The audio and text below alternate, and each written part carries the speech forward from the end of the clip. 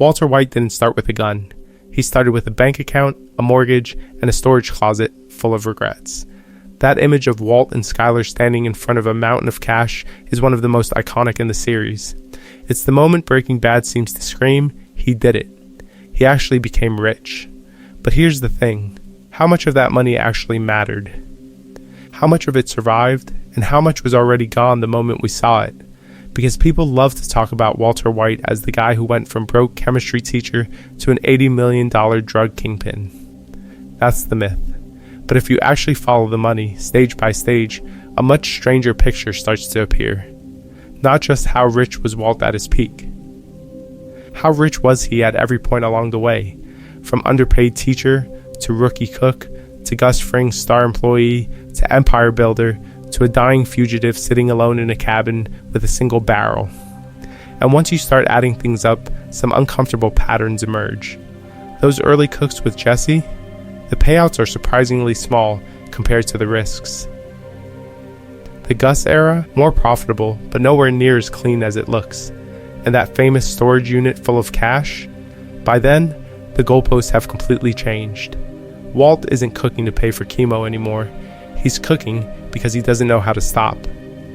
So that's what we're going to do in this video. We're going to track Walter White's finances from beginning to end, following every major stage of his rise and asking two questions. How much money did Walt actually make? And more importantly, how much of it did he really keep? Because those are two very different numbers. We're only using numbers the show gives us directly, along with conservative real-world estimates for salaries, medical bills, lawyer fees, laundering losses, and everything else that quietly eats away at the empire. And at every stage, we're separating gross earnings from real wealth. Because earning $1 million and keeping $1 million are not the same thing. Some of these numbers are going to be surprisingly low, others are going to reveal just how fragile Walt's fortune really was. And somewhere along the way, we'll reach the point where Walter White already has more than enough money to give his family a comfortable life, yet keeps going anyway. Because if Walt's entire justification is I did it for my family, then following the money is the easiest way to figure out exactly when that stops being true. So let's go back to the beginning. Before Heisenberg, when Walter White was just an underpaid chemistry teacher who felt overlooked by the world, stage 0 is the part everyone kind of skips. No blue meth, no barrels, just a sad beige Aztec and a stack of unpaid bills. But if you actually run the numbers, Walter White's life before cancer is way more interesting than broke high school teacher. So, what is he really making? In mid-2000s New Mexico, a veteran high school chemistry teacher with a master's degree is pulling around $43,000 to $47,000 a year. Call it $4,000 to $5,000. After taxes, insurance, and retirement, that's maybe $3,000 a month hitting the account. Then you add the car wash. He's not getting rich scrubbing rims, but if he's doing a couple shifts a week at barely above minimum wage, that's another $3,000 to $4,000 a year. Think about it, we're talking at best an extra $200 a month for getting humiliated by Bogdan. On paper, that's not poverty. Now look at the assets. The Whites own a modest Albuquerque house, probably bought in the late 90s for something like $150. By the time we meet them, it might be worth, once of any, $180, with maybe $40,000 to $60,000 in equity if they've been paying the mortgage for a decade. They've got 2 cars, the infamous Aztec, worth a few grand at most, and Skylar's wagon, maybe 5 or 6. Add in a tiny emergency fund, a checking balance that hovers near zero, and a retirement account that's been quietly siphoning a few percent of Walt's paycheck into a 403b. But here's the thing. All of that is crushed by the monthly burn rate. Mortgage, utilities, food for a family of 3, gas, Walt Jr.'s needs, baby on the way, plus whatever credit card debt Skylar is hinting at when she's watching every purchase. The show gives you little clues. She's selling stuff on eBay. She's stressing over the printer cartridges. She's counting every dollar of Hank and Marie's help. You don't do that if you've got $50,000 liquid. To be fair, they're not living in visible crisis. They have a pool. They host family barbecues. They have health insurance. Walt has a steady job. That puts them above a lot of people in Albuquerque at the time. The problem is not absolute poverty, it's fragility. One catastrophic event and the whole thing tips over. And that's exactly what the cancer is. Now layer in ego. Hear me out. Walt doesn't just feel middle class, he feels cheated. He sees gray matter on TV and knows that, in some alternate timeline, he's the billionaire in the interview chair, not the guy washing cars for gas money. So the gap between his actual net worth and the life he believes he should have had makes him feel poorer than he really is. So where does that leave us? Roughly, maybe 50 to 80,000 in home equity, a few thousand in cars, 10 to 20 in retirement, and basically no cash. Call his pre-cancer net worth somewhere in the $60,000 to $100,000 range. Here's the obvious question. If that's his baseline, how much money would Walter White actually need to secure Skylar, Walt Jr., and Holly without cooking a single gram?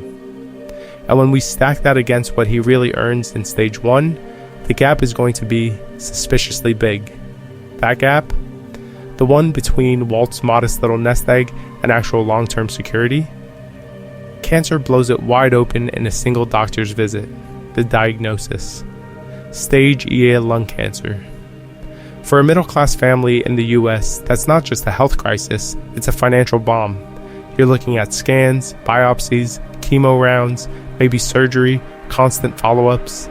Think about it, even with halfway decent insurance, a single chemo infusion can run several $1,000s out of pocket. Stack 6 to 8 of those in a first-line regimen, add CT and PET scans at a couple grand a pop, plus hospital stays, anesthesia, anti-nausea meds, and surprise bills. It is very easy for total out-of-pocket costs to jump into the $90,000 to $150,000 range over a year. On a high school teacher salary in Albuquerque, roughly mid-40s per year before taxes, that's not just tight. That's impossible. Skylar's eBay-style side hustle and the baby on the way only make the math worse. They go from barely treading water to sinking with cinder blocks tied to their ankles almost overnight. And then, out of nowhere, the cleanest bailout imaginable walks in wearing a gray matter blazer. The gray matter offer.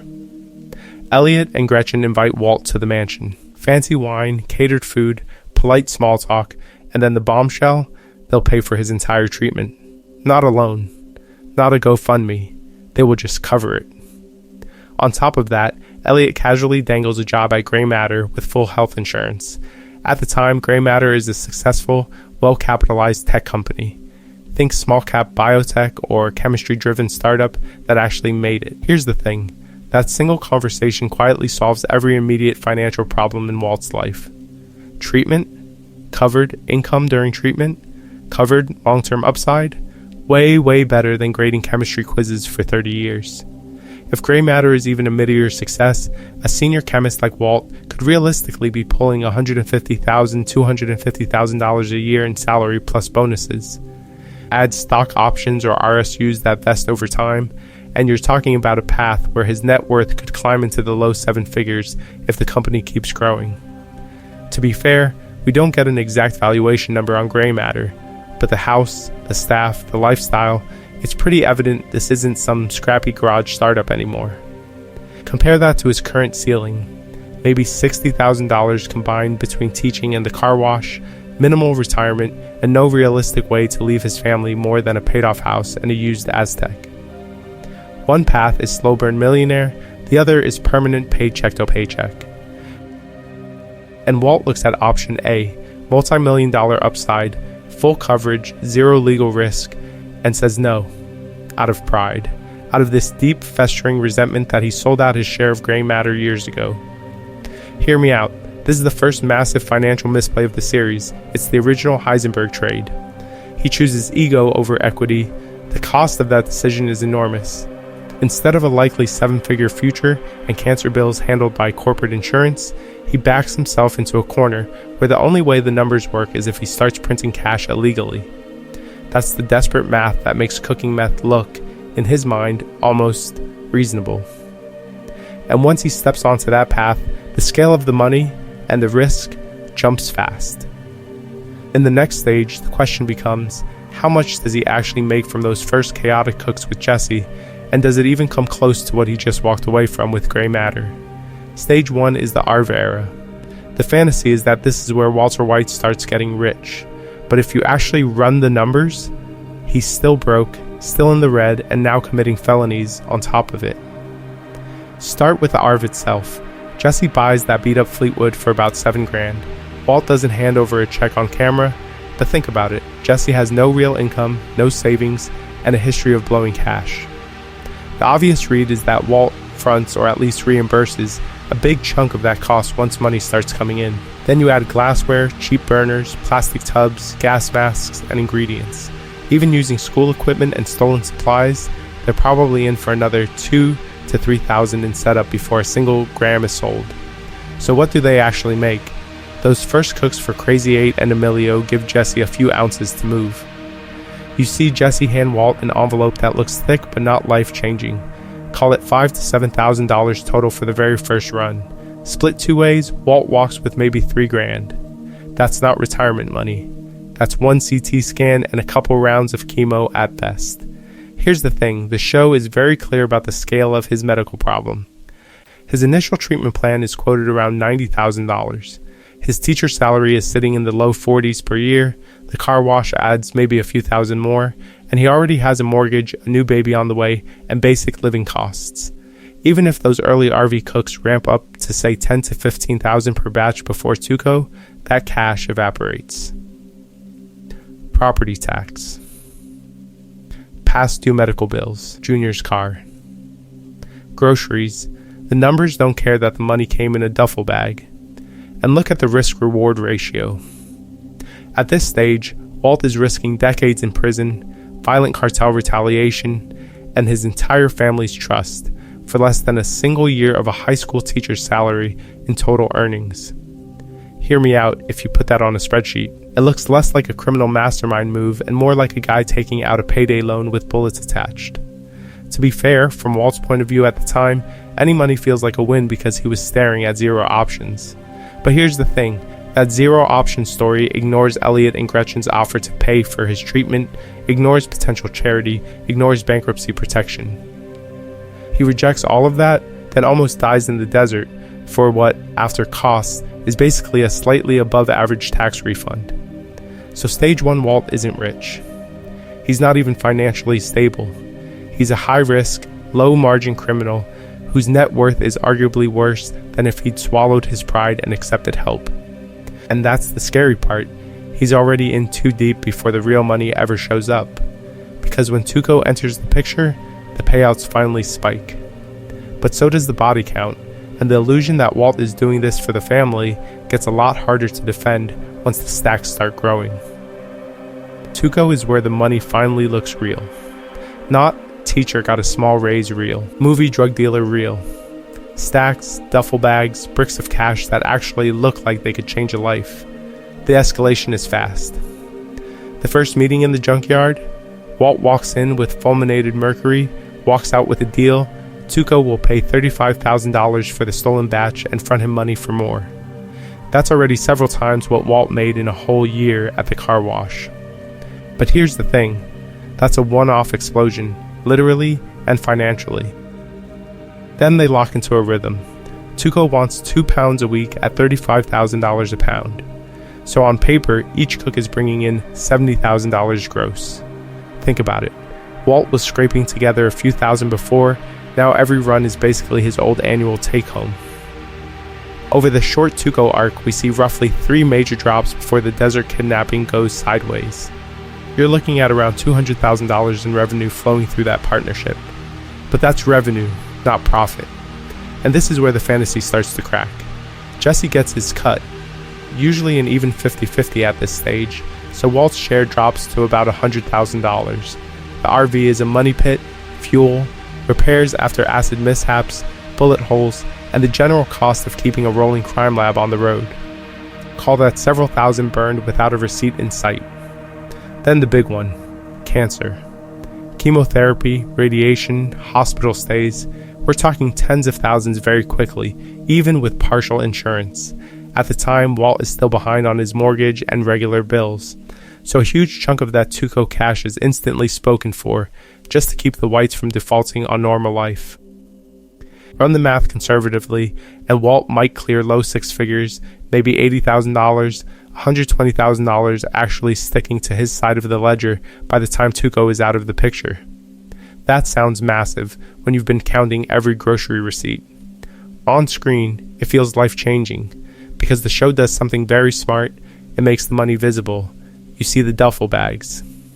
You see Walt hiding bundles in the house. You see Skylar noticing that something is off. The visual is we're rich now, but the balance sheet is screaming. You just bought yourself maybe a year of breathing room, and that's if nobody asks questions. And the volatility is the real red flag. Tuco is a walking red alert. He beats Jesse into the hospital over a minor slight. He swings from friendly to homicidal in seconds. He kidnaps Walt and Jesse to the desert, and for a full episode, Walt's net worth is one twitchy drug lord away from being zero because his life is about to end. Hear me out. If you die before you can spend it, that stack was just colorful paper. So even at his first big score phase, Walt's net worth is maybe in the low six figures. Completely illegal, unlaundered, and incredibly fragile. And the wild part? This is still the calm before the real money and the real moral freefall show up. Because once Gus enters the equation, the numbers explode, and so do the costs of being Heisenberg. But pause that desert money fantasy for a second. Forget Gus. Forget the storage unit. Let's hard cut to the moment that actually decides how rich Walter White could have been. The birthday party, the poolside conversation, and Gretchen and Elliot casually dangling a lifeline in front of him. The gray matter offer. This is the real fork in the road. At the time, Walt frames it as an insult, as charity, as some kind of attack on his pride. But hear me out. Imagine he swallows his ego for 10 minutes and says yes. In this alternate timeline, Walt joins gray matter again. He's not scrubbing cars. He's not teaching bored teenagers for 40-something grand a year. He's back where he actually belongs, at a high-level research position in a rapidly growing tech company with insane upside. What does that look like in money terms? Think about it. Gretchen and Elliot are clearly loaded. Gray matter is big enough to casually offer to pay for top-tier cancer treatment out of pocket. So if Walt re-enters the company as a senior scientist, or even a partner track executive, a conservative package over the next decade is obvious. High six-figure base salary, performance bonuses, and most importantly, stock. Run the numbers. Say Walt's making, conservatively, $250K, $350K a year in salary within a few years. Add annual bonuses in the tens of thousands. Then layer in stock options that actually appreciate as gray matter explodes.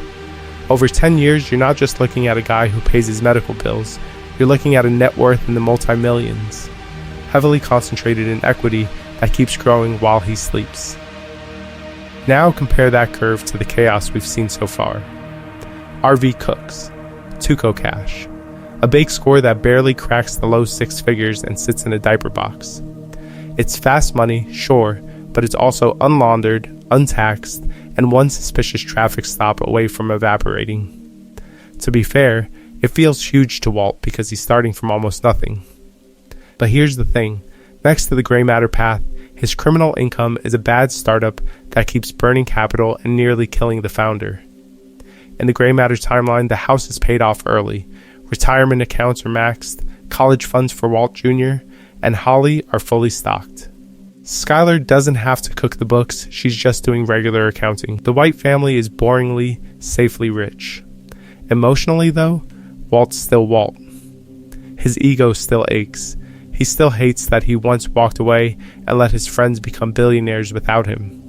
Only now, instead of cooking meth to fix that wound, he's stewing in a corner office with stock options. Cut back to reality. From this point forward in our main timeline, every dollar Walt makes as Heisenberg has to compete with the millions he realistically walked away from. And when we hit the Gus era next, watch how small his huge paydays actually look against the massive opportunity cost of the life he refused. Because once you see that, the whole story starts to feel less like a rise to power and more like one very expensive tantrum. Stage 2 is where the money starts to look real and quietly starts evaporating just as fast. Tuco is gone. The immediate threat is over. On paper, that should mean Walt's little side hustle finally gets to breathe. But think about it. The second Tuco exits, the bills walk in like a SWAT team. First hit, Jesse's hospital stay. Intensive care, multiple days, no insurance cushion. Walt has to cover that, plus the damage to the RV that just survived a desert kidnapping. New windshield, repairs, constant maintenance on a rolling felony. Every time that thing gets dinged or spotted, you're not just paying a mechanic, you're paying to erase evidence.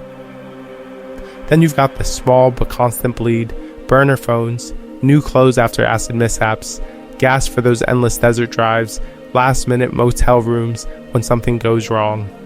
Each one is tiny in isolation. Stacked together over months, it's thousands just to keep the chaos from catching up. And then Saul walks in. Saul Goodman is the moment the cost of doing business becomes official. At the time, it feels like an upgrade. He rescues Badger, protects Walt's identity, and suddenly this operation has a lawyer. But here's the thing, he doesn't work on vibes. He takes a cut of deals, he charges for every cleanup, every introduction, every laundering scheme. You want your cash to look legit? You're paying Saul, you're paying his guys, and you're accepting that a serious chunk of every stack is gone before it ever hits your mattress.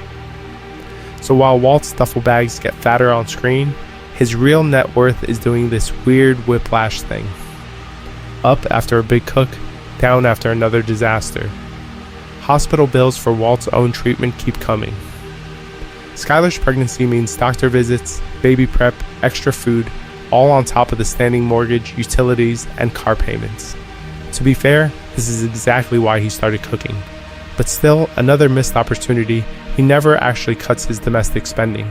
He tries to live like a normal middle-class dad and an outlaw chemist at the same time. That fade is expensive.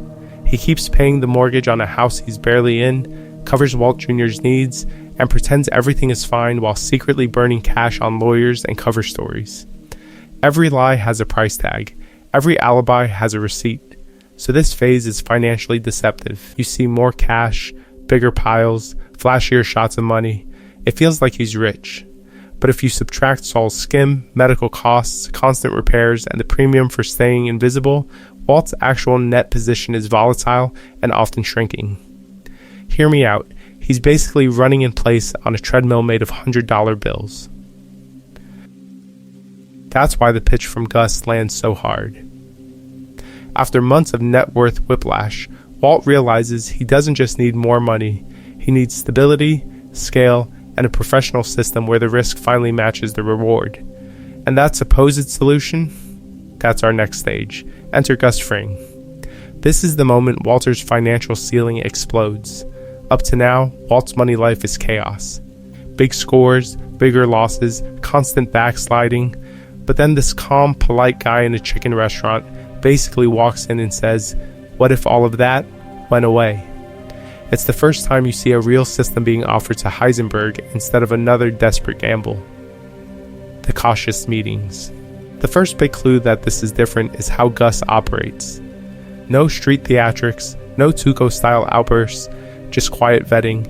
He tests Walt through Saul, through Jesse, through that infamous "I don't do business with junkies" rejection. At the time, it almost feels like another door slamming in Walt's face. But here's the thing. Gus is running due diligence like a Fortune 500 CEO. He's checking purity, reliability, temperament, and risk. Then comes the offer. 3 months. Industrial scale lab. Guaranteed distribution. $3 million straight to Walt. Think about it. Walt has been scraping together tens of thousands per cook at best, and most of that evaporates into medical bills, RV costs, and lawyer fees. Now Gus is basically saying, clock in, cook, walk out with $3 million for 1 quarter of a year. You can break it down however you want, and it's still insane. Roughly $1 million a month. Around $250,000 a week. If we assume a couple big cooks per week, you're talking 6 figures per cook cycle. Each batch dwarfs Walt's entire annual teacher salary. And the expenses? That's the real upgrade. Under Gus, Walt isn't buying glassware out of pocket or losing sleep over stolen RVs.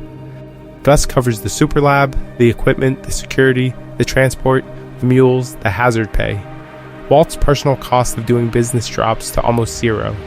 His only expense is time and the risk of getting caught, but even that is wrapped in layers of professional insulation. To be fair, if you're going to be a drug kingpin, this is the corporate benefits package you'd want. For the first time, the math actually works. On paper, this is the moment where Walt is objectively on track to be financially set. $3 million, post-tax in the illegal sense, in 3 months. Even if you assume he only clears half in laundered usable money, that's still a life-changing lump sum that comfortably covers college funds, mortgage, and a decent retirement cushion. Do the job, finish the contract, walk away. Simple, but here's the thing. Walt can't walk away. The very clarity of the deal becomes another red flag about his real motivation. With defined numbers and a clear end date, "I'm doing this for my family" finally has a measurable finish line, and almost immediately he starts moving the goalposts. Is $3 million really enough? What about health setbacks? What about providing on a Heisenberg scale? Hear me out. The Gus contract isn't just the peak of Walt's earning potential so far. It's also the moment you can see his ego quietly reject the idea of enough. Even in the safest, most profitable setup he'll ever have, he's already looking past the contract, past the $3 million, towards something bigger and much riskier. And that next stage, that's where the numbers stop looking like a salary and start looking like an empire. Stage 3 is where Walt stops thinking like an employee and starts getting paid like a franchise. Gus offers him that famous deal, 3 months, $3 million. On paper, it's simple. A flat $1 million a month to cook in the underground super lab, no street drama, no Tuco level chaos. But think about it, that number only makes sense if Walt is working a brutal schedule. The show implies they're doing a full industrial operation. Gale's original plan was 1 big cook a week. Once Walt takes over, we're looking at roughly 12 major cooks across that 3-month window, each one pushing out tens of pounds of 99.1% pure. You're not talking weekend side hustle anymore, you're talking a one-man pharmaceutical plant in a laundry basement. Now compare that to his old life. Before cancer, Walt's teacher salary is maybe mid-40s per year, plus a few thousand from the car wash.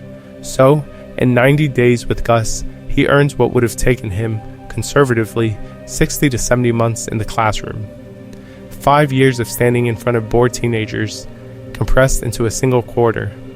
And here's the thing. His lifestyle barely moves. Same modest house, same Aztec, same khakis. The only obvious upgrade is a slightly nicer watch and some passively aggressive bottles of expensive wine. So what's his actual net worth after that initial contract? Let's do rough math. He pulls in the full $3 million. Out of that, you subtract remaining medical bills, mortgage catch-up, basic living costs, and Sol's cut for laundering. To be fair, the show is fuzzy on exact numbers, but it's evident a big chunk goes straight into paying off the house and wiping out debt. Call it maybe $300, $400K burned on treatment and overdue expenses up to this point, plus another few $100,000 lost to laundering, inefficiency, and Sol service fees. Even if $500,000 quietly disappears into the system, Walt is still sitting on something like $2.3 million in real value. Some of it is literal cash and crawl spaces. Some of it is slowly getting washed through the car wash and other fronts. For a guy who started this journey saying he needed roughly $737,000 to secure his family's future, that's mission accomplished.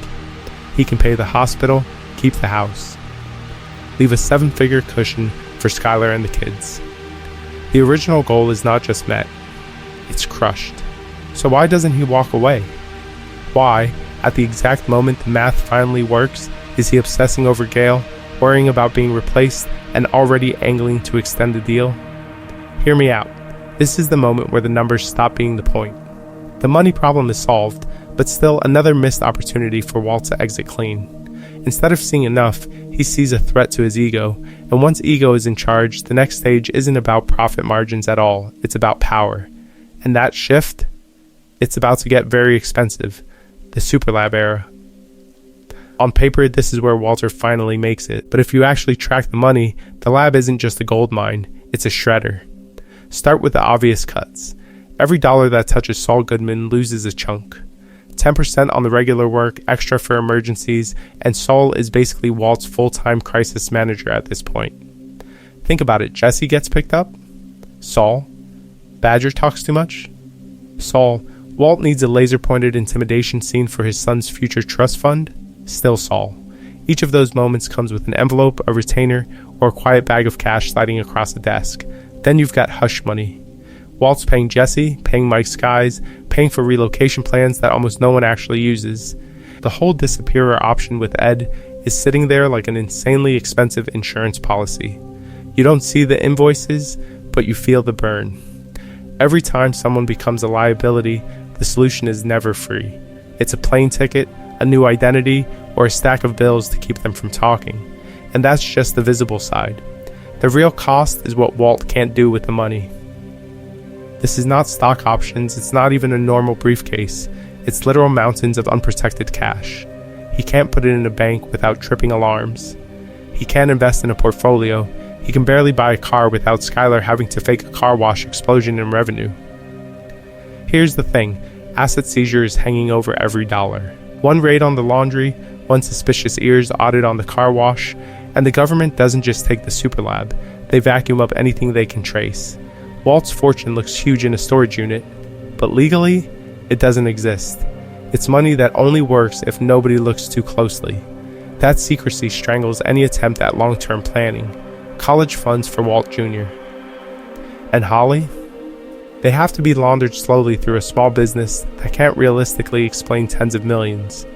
Skylar literally walks him into the storage unit and says they have more than they can spend in 10 lifetimes. And yet, at the time, how much of that can safely become a mortgage, a retirement account, or a legitimate company? Almost none of it. Now layer on the psychological cost. As that pile grows, Walt doesn't relax. He tightens. He gets more paranoid, more controlling, more obsessed with protecting the empire that he can't publicly admit exists. To be fair, some paranoia is logical when you're cooking in a secret underground lab for a cartel-adjacent fast food mogul. But still, another missed opportunity. Instead of seeing the money as a finish line, he treats it as a scoreboard. Hear me out. The richer Heisenberg gets on paper, the poorer Walter White becomes in actual security. Every decision to protect the cash drags him into riskier plays that could erase it overnight. One betrayal from Jesse, one confession from Skylar, one DIA warrant on the laundry, and that carefully stacked fortune goes to zero. So even in the Super Lab's professional phase, Walt isn't financially stable. He's just one bad day away from total wipeout. And the scary part? His next move only multiplies that exposure. So let's pause the chaos for a second and zoom out. Because once you step back, something really obvious pops out. Walter White is actually a terrible investor. Think about it. His first big investment decision isn't blue meth, it's walking away from gray matter. Young Walt has intellectual equity, a founding position, and a path to billions. The initial capital is his brain. The risk? Low. Worst case, he's a comfortably paid scientist with stock options. But he cashes out emotionally over pride, and a messy breakup trades a low risk. High upside rocket ship for a chalkboard and a busted Pontiac. That's the original bad trade. Then the cancer hits. New decision, enter meth. From an analyst's view, the inputs are brutal. Tiny starting capital, no infrastructure, zero experience in distribution. The expected return looks high on paper, but the risk profile is insane. Prison, death, cartel attention. Safer alternatives exist. He has Gretchen and Elliot literally offering to pay for treatment. He has bankruptcy, charity, downsizing, even selling the house. But here's the thing, those options hurt his ego, not his body. So he ignores the rational plays and buys the riskiest asset on the market. Next, Tuco. Walt trades small, flexible operations for one psychotic client who pays fast but swings harder than any stock crash. Tuco is 100% concentration risk. No diversification, no exit plan. One temper tantrum and the entire portfolio, Walt, Jesse, the product, gets wiped. To be fair, they're desperate. But still, another missed opportunity to step back when they've already made enough to cover early bills. Gus looks smarter. On paper, this is Walt's blue chip phase. Stable buyer, professional lab, 7-figure upside. The initial capital is just his time and knowledge. But even here, he structures the deal like a bad investor. He doesn't negotiate equity, protection, or a real timeline to stop. He keeps reinvesting his risk, working deeper into a system that owns him. The expected return for his family plateaus while the personal danger curve spikes. And then he completely nukes the only semi-stable arrangement he's ever had. Undermining Gus is the classic emotional trade. Instead of quietly cashing out with a few million and disappearing, he doubles down to prove he's not replaceable. That's not portfolio management, that's revenge trading. Hear me out, Walt behaves like the worst kind of retail investor. He chases losses after gray matter by overcompensating in crime. He moves the goalpost from pay for treatment to leave a nest egg to build an empire. Every time he's ahead, he refuses to cash out. Every time there's a safer path, he picks the more suspicious, ego-driven one. From this point on, you can basically watch his net worth like a volatile stock chart. The fundamentals stop mattering. Emotion, pride, and fear drive every spike and crash. So as we go into the next stages of his fortune, don't just ask, how rich is Walt? Ask, is this a rational move, or is Heisenberg about to tank his own stock again? Stage 4 is where the numbers finally look like what you imagined when you first saw that storage unit. On paper, this is peak Heisenberg. But here's the thing. The richer Walt gets, the more it looks like he's buying lottery tickets with his own life. Timeline first. Gale is dead on Jesse's floor. Gus is furious, but he's also trapped. He can't kill Walt without losing the 99% pure blue that built his empire. So Walt goes right back down into the super lab, only now he's working under cameras, guards, and a constant clue that any wrong move gets him shot in the desert. Same salary. Way more suspicious atmosphere. At the time of the initial 3-month deal, Walt's already earned around $3 million from Gus. But think about it. The super lab doesn't shut down after that contract. We see months of continued cooks, cartel tension, and that robotic routine of cook count car wash cover story. If you stretch this Gus era to say 9 or 10 months total, you're looking at a very plausible 6 to 8 million gross to Walt personally before anyone takes a cut. Now start subtracting. Saul is no longer just a criminal lawyer who takes a small finder's fee. He's on retainer. He's laundering steadily through the car wash, taking his slice every time that cash gets washed into something Skylar can put in a spreadsheet. You've also got bribes to the ADA contacts, protection money, and contingency costs, like the vacuum guy that Saul keeps dangling as Walt's emergency escape hatch. That guy alone is 6 figures per disappearance. Medical bills are still piling up in the background. Skylar is now actively managing the books, which means they need fake payroll, bogus gambling stories, and a whole lot of lost value in the laundering process. You do not turn $8 million in drug money into $8 million in clean spendable cash. Realistically, Walt's usable, semi-clean net worth in this window probably sits around $3 to $4 million. On a spreadsheet, that's incredible. For a former teacher who was struggling to pay basic cancer treatment, it's an insane jump. But here's the thing, his life expectancy has never looked worse. Gus is clearly grooming Gale 2.0. Mike is watching Walt like a hawk. Every cook is both a paycheck and another red flag that the boss is just waiting for the right moment to cut him loose. To be fair, Walt sees that clue. He understands he is a disposable asset. So he does something only Heisenberg would think is rational. He starts planning to kill his own boss. Hear me out, because this is where the financial logic goes completely off the rails. Assassinating Gus is both a survival plan and the biggest gamble of Walt's career. If it works, he doesn't just stay alive, he potentially inherits the entire distribution network and keeps all the profit. If it fails, all those millions, all that risk, every single dollar he's stacked in this peak earning era gets wiped out in one very final missed opportunity. So as we move into the Gus showdown, don't just track the body count. Track the balance sheet Walt is willing to bet on one explosive move. The bomb. The nursing home. The bell. You watch the Gus assassination as this epic revenge play, but think about it from a money angle for a second. Under Gus, Walt has the dream criminal job. Fixed salary, no overhead, no distribution headaches, and a super lab that turns his chemistry into pure cash.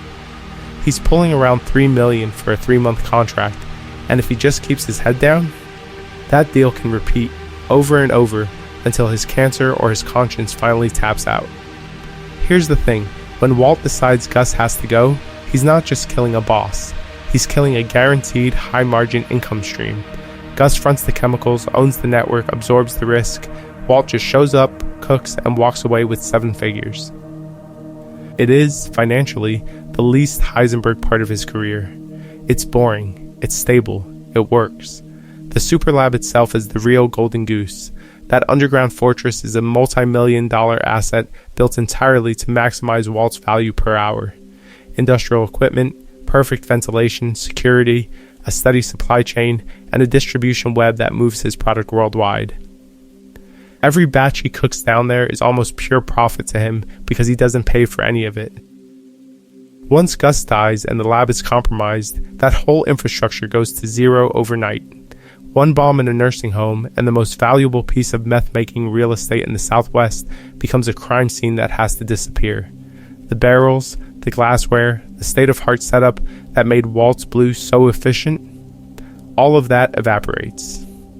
From a finance perspective, it's like burning down your own factory because you don't like the CEO. So how much does he actually sacrifice? At the time he kills Gus, Walt has maybe pulled in the low to mid 7 figures total from that arrangement, but if he keeps cooking $3 million every quarter, even for just 2 more years, you're looking at around $24 million in relatively predictable income. Stretch that longer, and you can easily imagine him crossing into that fabled tens of millions territory without ever having to manage a crew or negotiate with neo-Nazis. But Walt doesn't want a salary, he wants equity. Hear me out, in his head, owning the whole operation means he's not giving half to anyone. He sees Gus's cut as money stolen from his genius.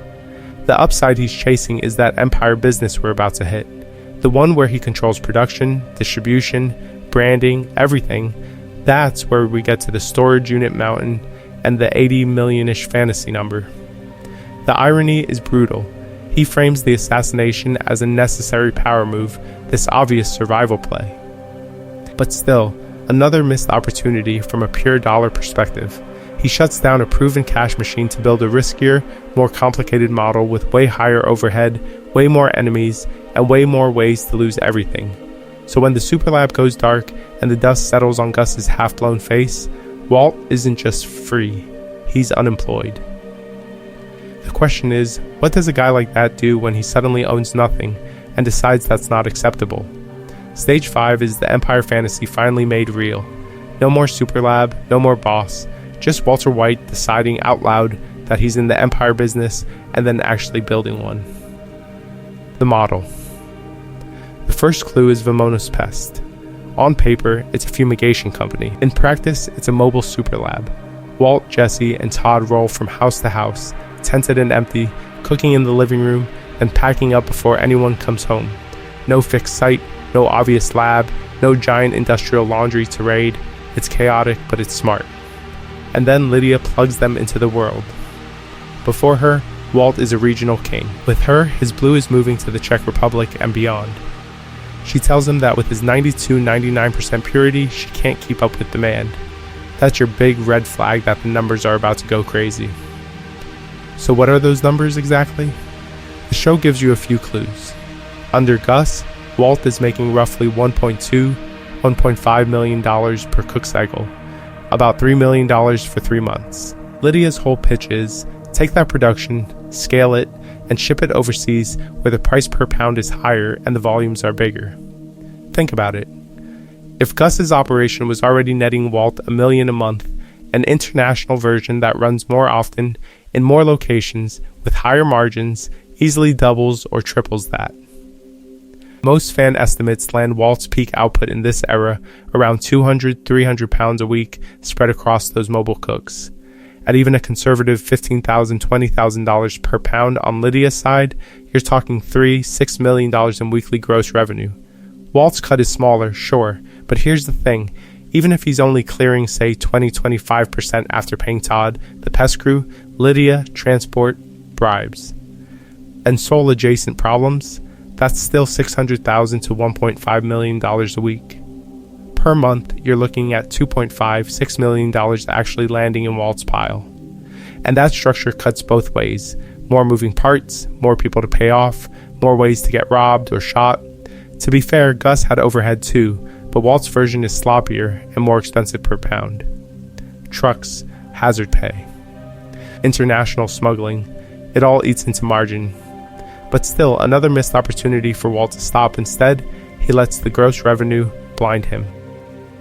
Visually, the show starts screaming that the money is different now. The crawlspace stacks that once felt huge suddenly look quaint. Skylar can't keep up with counting, then can't even find places to put it. It spills out of the car wash. It fills every nook of the house. Her face when she shows Walt the storage unit is the final verdict. The tarp, the barrels, the literal mountain of cash. Hear me out. This is the single steepest spike on Walt's net worth graph. The moment he's sitting on tens of millions, maybe flirting with that famous $80 million figure. And it's that spike, that obscene pile, that makes what happens to it next so brutal. And it's that spike, that obscene pile, that makes what happens to it next so brutal. Cut to the crawl space. Same house, same family, but now the storage unit is this filthy rectangle under the floorboards, and Walt's wealth is reduced to whatever fits between the joists. Think about it. Visually, it's the exact opposite of that pristine storage unit shot. One is a vault, the other is a grave.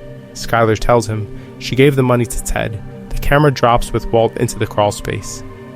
And suddenly, you're not just watching a breakdown, you're watching a balance sheet implode in real time. Here's the thing. Walt goes down there believing he has enough to solve a problem. He thinks his assets can pay for the vanishing guy, relocate the family, wipe the board clean. In his head, that cash is his net worth at the time. A hard number. A safety net. Then he opens the piles, starts counting, and realizes the math doesn't work. If you treat that crawl space like a literal balance sheet, you can almost hear the entries. Assets, cash on hand, let's say around $1 million, and change from the Gus era that hasn't been laundered yet.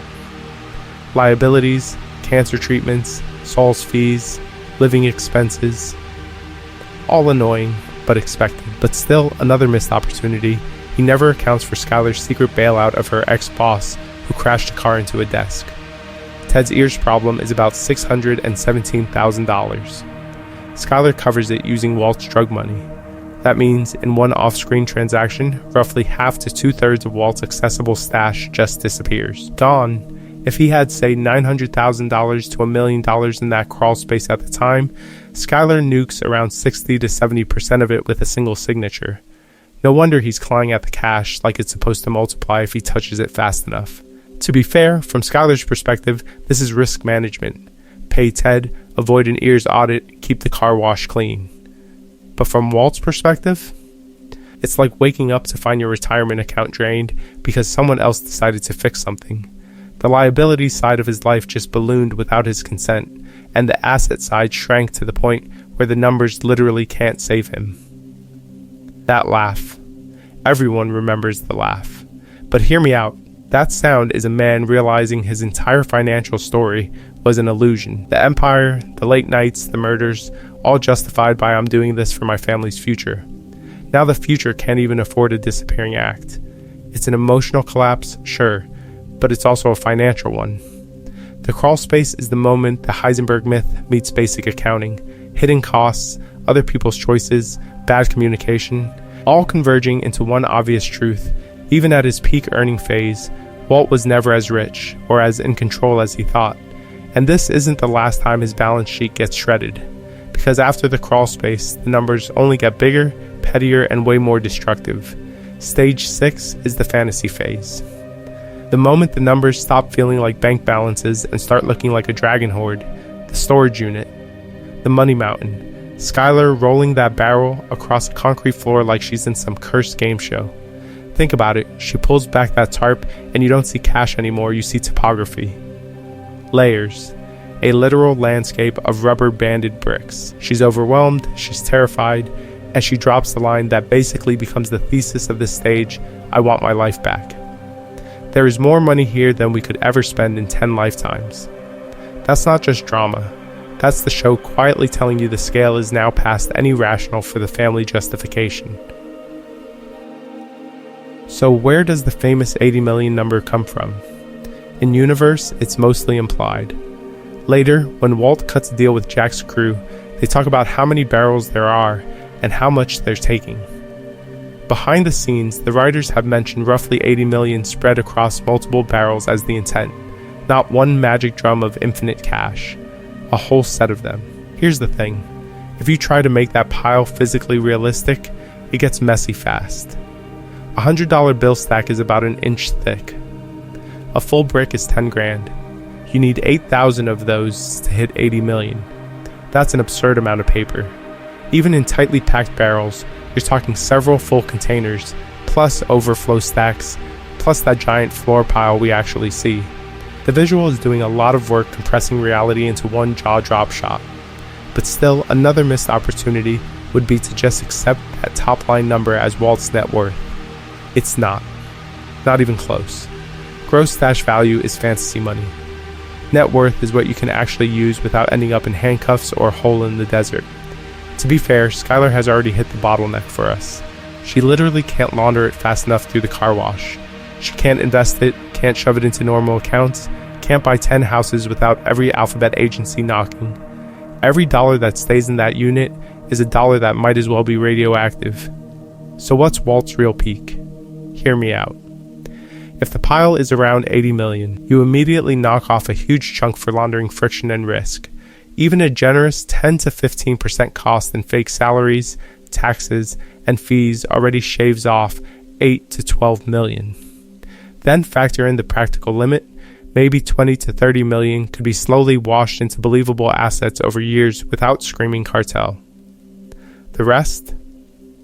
Functionally frozen. So his effective deployable net worth is probably in the 20 to 30 million range, with the rest sitting as a giant, unspendable red flag.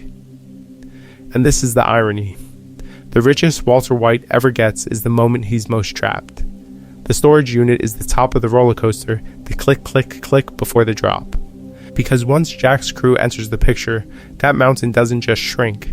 It gets carved up, stolen, and weaponized against him. So that giant storage unit cube of cash, it looks like freedom, but it's actually a math problem, because unless you can turn that mountain into tax-paid, explainable income, you're not rich. You're just babysitting evidence. Enter the A1A car wash. This is Skylar's empire. On paper, it's simple. More cars, more cash, more deposits. In practice, it's a full-blown laundering machine. She inflates daily receipts, fudges car counts, and trickles the money into the banking system in small, structured deposits so it doesn't scream, "Hi, I'm Heisenberg's retirement fund."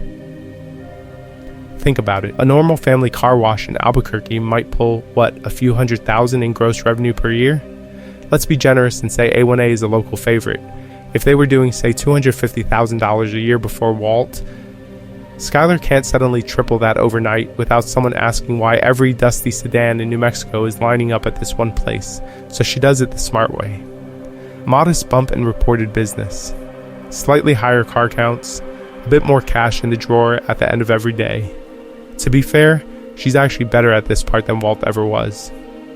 She understands that the ears doesn't need a smoking gun, they just need numbers that don't add up. Here's the thing. That puts a hard cap on the throughput. Realistically, she can probably sneak in maybe an extra 20, 30K a month in good cash before it gets suspicious. That's 240, 360K a year, tops if she wants to sleep at night and not have an auditor camping in the lobby. Now put that next to the storage unit pile. Even if we lowball it and say Walt's sitting on $60 million when Skylar opens that door, the math is brutal. At $300 K laundered per year, you're looking at 2 full decades just to clean the existing stash. And that assumes Walt stops cooking, no more barrels show up, and the car wash never gets flagged. But here's the part people miss. Skylar doesn't even keep that pace. Her discomfort ramps up fast. The first time she walks into that money mountain, she basically short circuits. She tells Walt she has no earthly idea how much it is, and more importantly, that she's scared of what it means. That's not the mindset of someone ready to run a 20-year financial crime marathon. Over time, the laundering slows. She hides the money instead of moving it. She refuses to expand, refuses more businesses, and eventually refuses Walt altogether. The car wash goes from solution to tiny pressure valve. It can vent a little cash into the real world, but not enough to drain the barrel field. So even at peak empire, most of Walt's so-called net worth is stuck in limbo, too hot to touch, too dangerous to move. And once Jack's crew shows up and slices off their share, you have to ask, how much of that fortune can ever actually reach his family's hands? Or is the real number way, way smaller than anyone wants to admit, including Walt? So after that desert barrel deal, after Jack's crew slices off their massive discount, we get the one moment where Walter White is actually done. Not I'm out in theory, out in practice. The storage unit, the money mountain. This is the exit that was almost perfect. Timeline-wise, we're in early season 5B.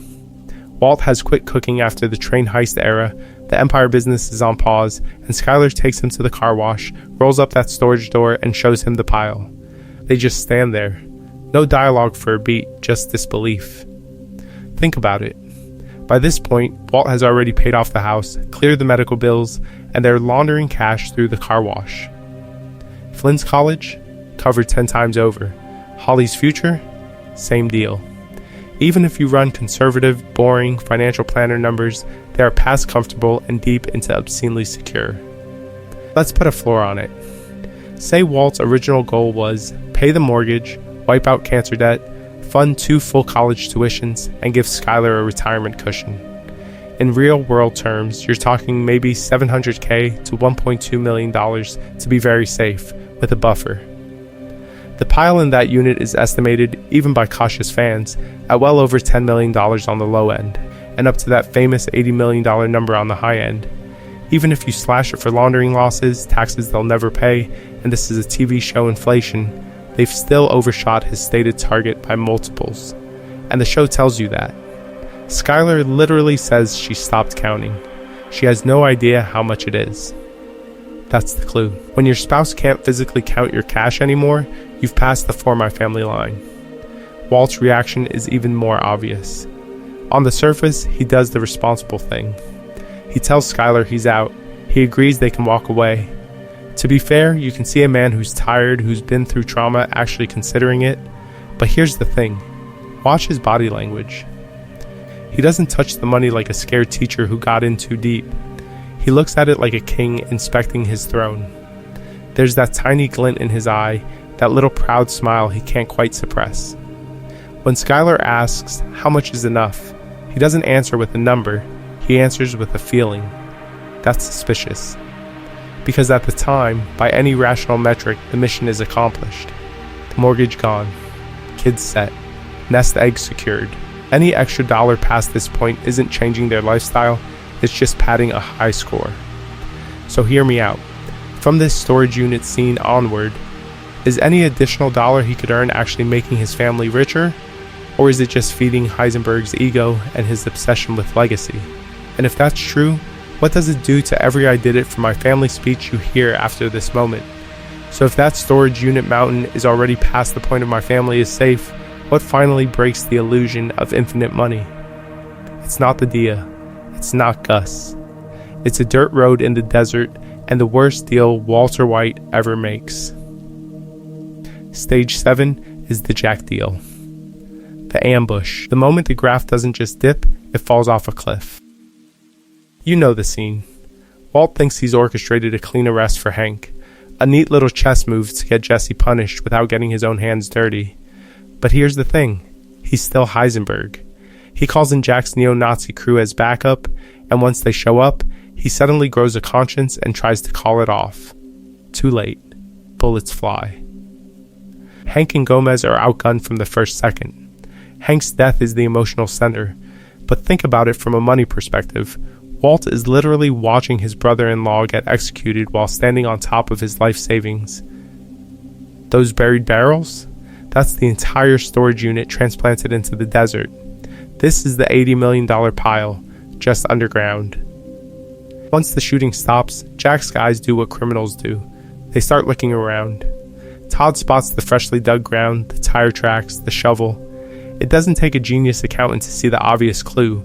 If Walt dragged them to the middle of nowhere and was willing to trade family for this spot, something insanely valuable is here. They dig. They hit metal, one barrel, then another, then another. Suddenly, Walt's not the kingpin in charge of distribution. He's just the guy who accidentally brought a crew of vultures straight to his nest egg. The deal that follows isn't a negotiation, it's a mugging with paperwork. Jack agrees to spare Walt's life, but only if they keep almost everything. Out of all those barrels, Walt gets one. Just one. The rest go into Jack's trucks like they're loading up bulk fertilizer. If you take the show's own rough math seriously, we're talking about maybe 7 or 8 barrels total. Walt walks away with one. That's somewhere around 70 to 80% of his stash gone in a single afternoon. You're watching tens of millions of dollars change hands in the time it takes Todd to light a cigarette. And the show rubs it in. That single barrel doesn't ride off in a sleek armored car. It rolls. It literally rolls through the desert with Walt shoving it like a busted shopping cart. All the risk, all the bodies, all the years of cooking, and his empire is visually reduced to one lonely drum scraping across the sand. At this point, the net worth chart isn't a gentle slope, it's a vertical drop. He's gone from theoretical $80 million kingpin to a desperate man with maybe a tenth of that, no infrastructure, no crew, and no time. To be fair, one barrel is still more money than most people will ever see, but here's the thing. For Walter White, it's now a finite stash with a countdown clock. And if you follow that single barrel to the next stop on his journey, you'll see how fast even millions can evaporate when the world is closing in. Stage 8 is where Walter White becomes the saddest kind of rich person. On paper, he's a millionaire. In reality, he's a prisoner with a bank account buried under snow. The cabin. This is the new lab, except the only thing cooking is Walt's regret. Ed the Disappearer drops him in the middle of New Hampshire, miles from anyone, in a shack with a wood stove, a stack of Ensure, and a chemo IV bag that looks like it was ordered off the world's bleakest Amazon wish list. He gets newspapers, some basic groceries, oxygen tanks, and one rule that matters: no phone, no internet, no contact. You want to talk to another human? You wait a month until Ed comes back with supplies. But here's the thing. Financially, Walt is still loaded. He's got that single barrel Jack let him keep, roughly $11 million if you track how much of the $80 million pile was left, plus whatever tiny scraps might still be hidden or laundered. To be fair, that's more cash than his pre-diagnosis self could have earned in multiple lifetimes. The problem isn't how much he has, it's that every dollar is radioactive. The second he tries to move it through a bank, hire a lawyer, or even buy something big, it lights up for the feds. So his only option is Ed. And Ed is not cheap. We know Saul paid him a 6-figure fee just to disappear. Walt's package is worse: long-term rural exile, ongoing chemo runs, security risk through the roof. Think about it. Every month, Ed is flying in, driving out, stalking the place, risking a federal manhunt if Walt slips. That's not a one-time cost, that's a slow bleed. Each visit, more of that barrel quietly evaporates into staying alive expenses. You see it in that brutal card scene. Walt, gaunt and shaking, tries to bribe Ed to stay a little longer. $50,000. Then $100, just to play cards and talk. And Ed, who literally makes his living off desperate men, has to be paid extra to pretend to care. This is money completely failing at its usual job. It can't buy Walt his son's forgiveness, Skylar's safety, or even an honest conversation that isn't on the clock. Hear me out. This is the ultimate Heisenberg paradox. Some are more damning than others, but they're all evident. On paper, he's still richer than almost anyone watching the show. In practice, he can't leave the property line without risking prison or a bullet. He can't launder it, invest it, or hand it to his family without turning them into accomplices. So you end up with this image: a dying man sitting on millions, paying thousands just to be alone with his thoughts. It looks like wealth, but it spends like a curse.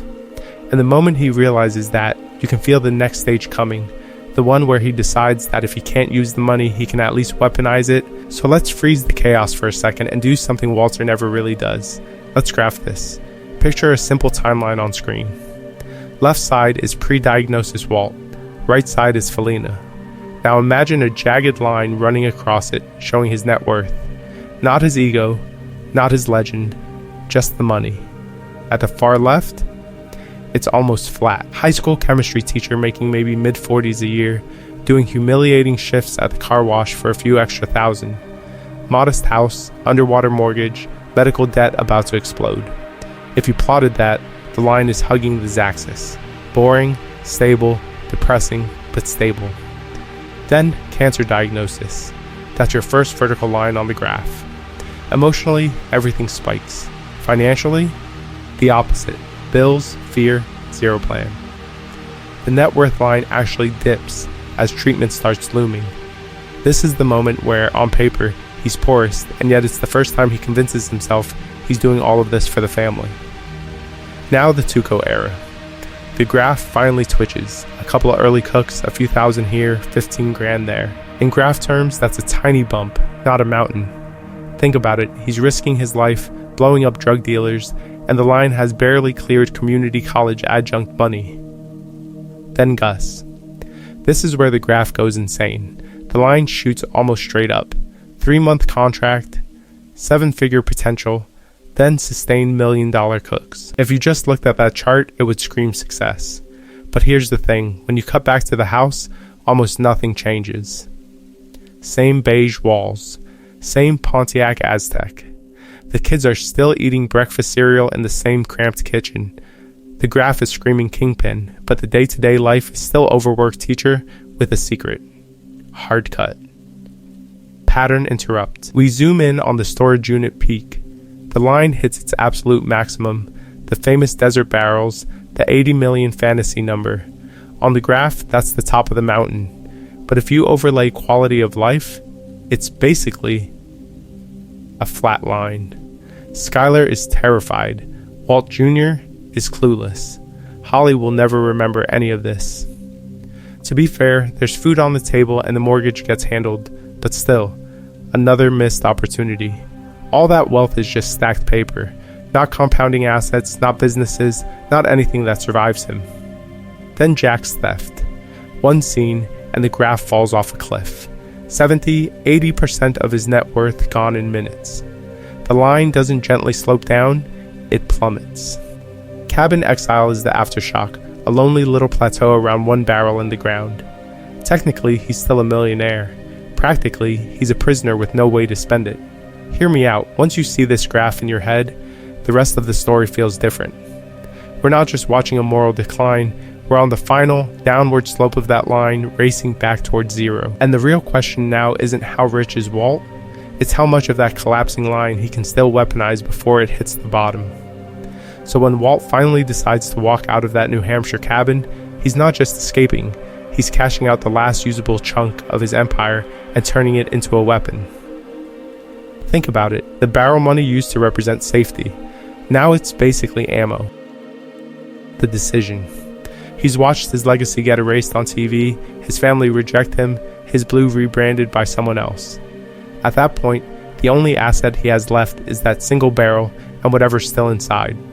We can ballpark it at around $9-10 million after Jack's crew stole the rest, which actually lines up with the $9.72 million number we'll hit later. For a guy who once sat on roughly $80 million, that's pocket change. But here's the thing, it's enough to move the plot of his life one last time. The logistics burn starts immediately. Walt uses some of that cash just to get from the cabin back into civilization, paying the vacuum guy, arranging transport, bribing his way into motion. We're probably talking tens of thousands gone before he even reaches Albuquerque. It's not itemized on screen, but you can feel the money evaporating in every cut. Then comes the revenge budget. He buys the M60, the remote rig, the car, the rice and materials, and whatever he needs to improvise that trunk robot gun nightmare. This is not a coupon clipping phase. Conservatively, you're looking at another 6 figures burned on hardware and setup.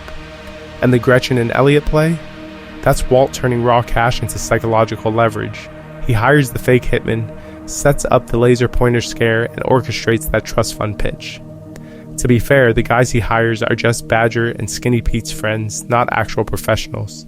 So he's probably getting a discount on the intimidation package. Still, another missed opportunity to not terrify the only rich people who ever actually liked him. Financially, you can split his remaining wealth into 2 piles, what he's willing to sacrifice to script the ending, and what he ring fences for Walt Jr. The sacrificial pile covers travel, weapons, staging, and the final showdown at Jack's compound. If we started around $10 million, it's reasonable that a few $100,000 vanish into this vortex of logistics and vengeance.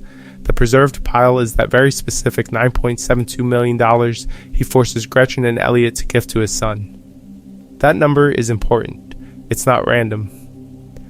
It's what's left once he mentally writes off everything he needs to die the way he wants. By this stage, he knows the cancer's back. Comfort is irrelevant. Control is everything. Hear me out. The money stops being about bills or even Skylar. It becomes a scoreboard and a story device. So when he points those fake red dots at Gretchen and Elliot, what he's really doing is the last big conversion. Dirty cash into clean trust fund. He's not just rich in dollars anymore. He's trying to be rich in narrative. And that gray matter trust fund trick is the bridge into his final, most delusional calculation, that he can die, be hated, and still win on paper. Stage 9 is where the fantasy and the math finally collide. The gray matter dinner. The fake red dots. And the last number that actually matters, $9.72 million. The scene with Gretchen and Elliot is almost comical if you strip away the terror. Two billionaire tech geniuses in a mansion being assassinated by Skinny Pete and Badger with laser pointers. But here's the thing. It works. Because Walter doesn't need to kill them. He just needs them scared enough to agree to one very specific job. Take this remaining cash and turn it into a legitimate trust for Walter Jr. He names the amount out loud. $9.72 million. Not 80. Not even 10. That precision is a clue. This isn't a flex number like the desert pile. This is the audited balance sheet of Heisenberg's life after taxes, bullets, betrayals, and bad investments. Think about it. We went from that storage unit shot where Skylar opens the door and you see the 80 million mountain of cash to Walt literally rolling a single barrel through the desert. Jack's crew takes most of it. Walt burns some. The Fed sees whatever Skylar can't explain. What's left in the cabin and then in the car is this 9.72. That's the final consolidated stack. But why does this money feel different? Because for the first time, it's actually going to be clean. It's going to be taxed. Reported, invested, filtered through the reputations of two very credible, very rich philanthropists. On paper, it's just a generous gray matter trust fund for a disabled cop's son. No cartel. No blue meth. No obvious red flag. To be fair, the heirs could still get curious, but the show is telling you something. If anyone can launder this into something boring and durable, it's Gretchen and Elliot. They have the lawyers, the accountants, the charity optics. They can park it in index funds, bonds, whatever. Junior doesn't get a duffel bag and a car wash. He gets scheduled disbursements and a portfolio manager. So in practical terms, this is Walt's final net worth. Not the theoretical $80 million he once had his hands on, but the $9.72 million that is both safe from seizure and basically guaranteed to reach his family. Hear me out. Every other dollar we've tracked is either spent, stolen, burned, or forever radioactive. Visually, that's the real punchline. You remember the Desert Money Mountain. You remember Huel lying on it. That's cartoon rich. But when you contrast it with this relatively modest trust fund, it becomes evident how much evaporated along the way. Medical bills, lawyer fees, laundering cuts, Jack's heist, Walt's own pride. But still, another missed opportunity. He could have walked away rich dozens of times. And here's the suspicious part the show never spells out. If 9.72 is the final clean number, what does that say about how bad Walt actually was at being rich? Because the next stage forces you to look at every missing dollar and ask if Heisenberg was secretly the worst investor in TV history. So let's flip the question. If 9.72 million is what survives, how much money does Walter White actually vaporize? Because once you start tallying the burn, it stops looking like a tragic family man and starts looking like a guy speedrunning bankruptcy on hard mode. Start with the obvious crater, Jack's heist in Ozymandias. We're told the pile was around 80 million. Jack leaves Walt a single barrel with about 11, maybe 12. That means roughly $68 to $70 million gone in one afternoon, because Walt trusted a bunch of neo-Nazis with both his money and his ego. Think about it. The empire he built for his family vanishes in a desert pit while he lies on his side coughing. Then you've got Ted Beneke. Skylar writes him a check for $621,000 to fix the ears mess. He trips, paralyzes himself, and never pays it back. From the White family perspective, that's over $500,000 laundered straight into a black hole labeled Skylar's guilt. Saul Goodman is another slow bleed. 10% here, a cut there, plus emergency services. Conservatively, between the early deals, the money laundering setups, and the crisis management, you're looking at least $1 million in Saul's orbit over the years. And that's before Ed the Disappearer shows up with his vacuum. Ed's fees are brutal. Walt pays him $125,000 just for the failed pickup and gliding overall. Then another $125,000 plus ongoing costs to actually vanish to New Hampshire. Toss in what Saul pays for his own extraction, and that's around $300,000 gone just so Walt can sit in a cabin and watch his empire rot on the news.